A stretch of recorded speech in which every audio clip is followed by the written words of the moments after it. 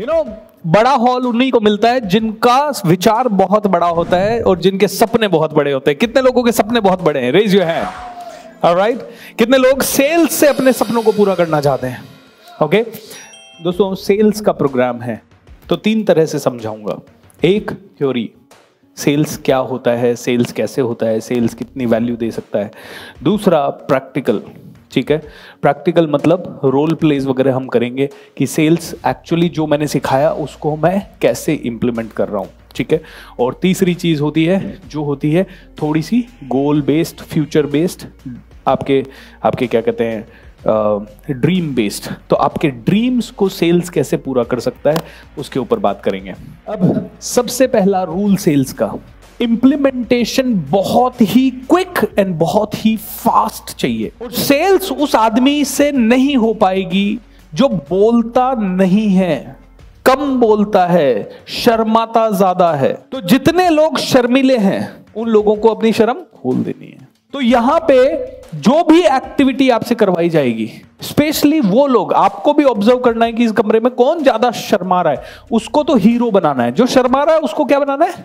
Hero बनाना है। क्योंकि इन लोगों को खुलता हुआ आपने देख लिया, इन लोगों के अंदर आपने बदलाव देख लिया, तो आप देखोगे सभी के अंदर बदलाव आने लग जाएगा। तो ये बदलाव हमें लाना है हर आदमी के अंदर 3 दिन में।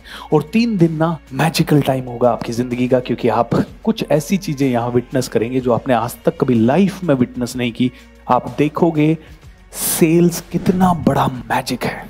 सेल्स जिस आदमी को करने आ गया वो आदमी इस जन्म में तो पैसे की परेशानी नहीं भुगत सकता। कितने लोगों को इस बात पे यकीन है? और नहीं यकीन है तो मैं आपको हजारों एग्जाम्पल से ये यकीन दिला दूंगा। 3 दिन में आपको समझ में आएगा कि आप क्या सीखोगे। ऑलराइट, पहला रूल, नो टाइम वेस्ट। ठीक है, कौन सा रूल? पहला। इसका मतलब है जब भी हम बातचीत करेंगे, लंच में, ब्रेक में, टी ब्रेक में, कहीं पे भी, किसी से भी, हम सिर्फ एक सब्जेक्ट के ऊपर बात करेंगे या 2 सब्जेक्ट पे बात करेंगे, सेल्स एंड ग्रोथ। कौन सी चीजों के ऊपर? कैसे हम सेल्स कर सकते हैं और कैसे हम ग्रो कर सकते हैं। सिर्फ 2 चीजों के ऊपर हम बात करेंगे और किसी चीज के ऊपर हम बात नहीं करेंगे। तो दूसरा मतलब डिस्ट्रैक्ट नहीं होना है। आपको अगले 3 दिन सेल्फिश बनना है। सेल्फिश बनना है मतलब आप यहां क्यों आए? सेल्स सीखने के लिए, करेक्ट? तो सेल्स ही सीखना है, फालतू की चीजें नहीं सीखनी है। सेल्स जिस चीज से सीख सकते हो वो हर चीज सीखनी है, बाकी कुछ नहीं सीखना है। Is that okay? Is that okay? मेरे साथ बोलिए सभी लोग, सेल्स आपके ब्लड में होनी चाहिए, आपके बिहेवियर में होनी चाहिए, आपकी पर्सनालिटी में होनी चाहिए। क्यों? क्योंकि मेरे साथ बोलिए, सेलिंग इज हेल्पिंग। जब जब आप सेल्स करते हो, जब जब आप एक अच्छा प्रोडक्ट सेल करते हो, तब तब आप किसी न किसी की बहुत बड़ी हेल्प करते हो। सेल्स करते हो तो हेल्प कैसे करते हो? अगर रेडिसन होटल ने अपने को ये प्रोडक्ट सेल किया कि हमारे कमरे में रुक जाओ, पास में एक और होटल है वो 5,000 का कमरा दे रहा है, रेडिसन 15,000 का कमरा दे रहा है ना? और मान लीजिए यहां का सेल्स पर्सन हमें सेल करने में सक्सेसफुल हो जाते हैं, तो क्या वो हमारी हेल्प कर रहे हैं एक नई लाइफस्टाइल देके? क्या वो हमें एक अच्छा बेटर थॉट दे रहे हैं? यहां पे क्या ज्यादा कंफर्ट मिल रहा है हमें? क्या एक एक्स्ट्रॉर्डिनरी एक्सपीरियंस हो रहा है हमें? और जब, मेरे साथ बोलिए, जब आपको एक्स्ट्रॉर्डिनरी की आदत लग जाती है तो ऑर्डिनरी अपने आप छूट जाता है। ट्रू और नॉट?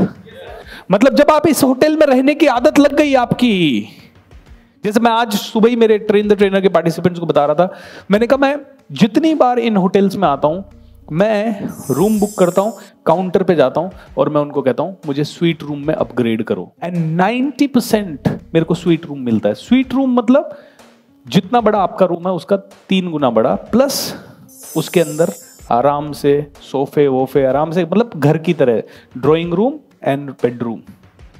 90%, क्योंकि आदत हो गई है। आदत, क्योंकि ये आदत कब लगी? 2013 में।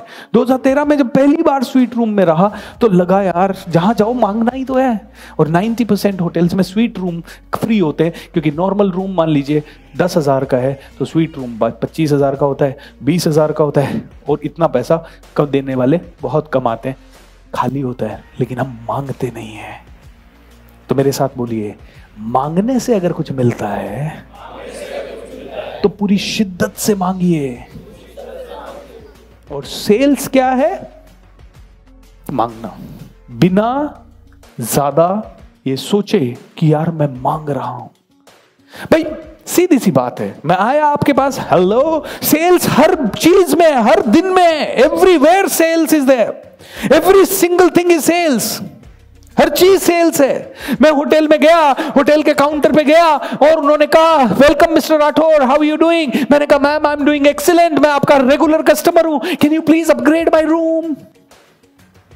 ताज होटल में जाइए, मांगिए, रेडिसन में आइए, मांगिए। मांगने से अगर अच्छा मिलता है तो मांगने में हर्ज होना चाहिए क्या? नहीं। बदले में हम पैसा दे रहे हैं बट थोड़ा सा एक्स्ट्रा मांग रहे हैं, क्या दिक्कत है? कोई दिक्कत है? नहीं है। मांगने से अगर किसी कोई मुझे 5 लाख देता है तो मुझे मांगना चाहिए कि नहीं? वो दे या ना दे, वो दे या ना दे उसकी प्रॉब्लम है। कोई मांगने से मुझे दे या ना दे, मुझे क्या करना है? मांगना है। बदले में उन्हें क्या देना है? Service, value. रेडिसन होटल अगर मैं यहां आया हूं तो are they giving me service?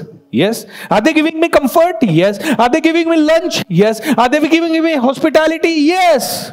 तो मैं आ रहा हूं, यहां पैसा दे रहा हूं, खुश भी हो रहा हूं, मैंने थोड़ा सा एक्स्ट्रा मांग लिया।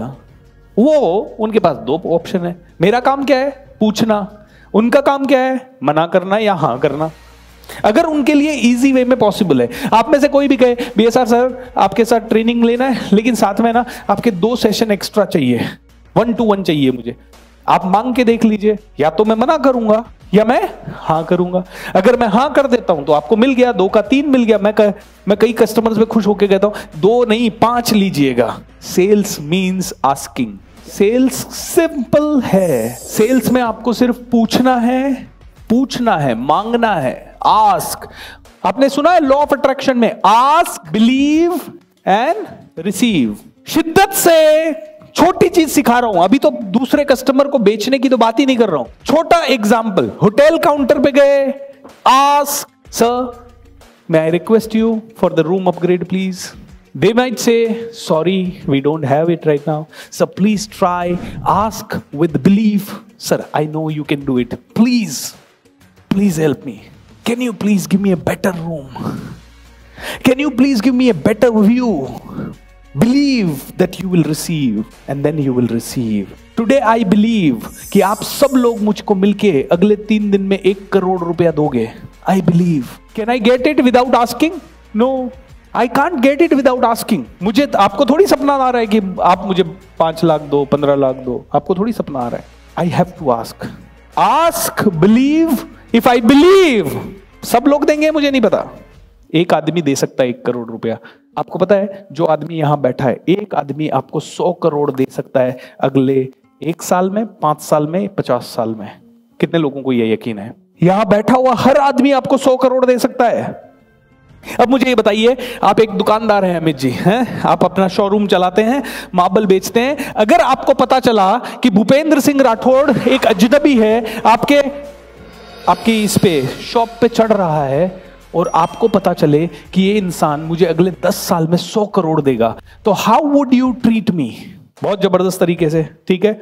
आपको पता चले कि पड़ोसी आपके जो बैठा है वो आपको 100 करोड़ दे सकता है, तो कैसे ट्रीट करोगे? जबरदस्त तरीके से।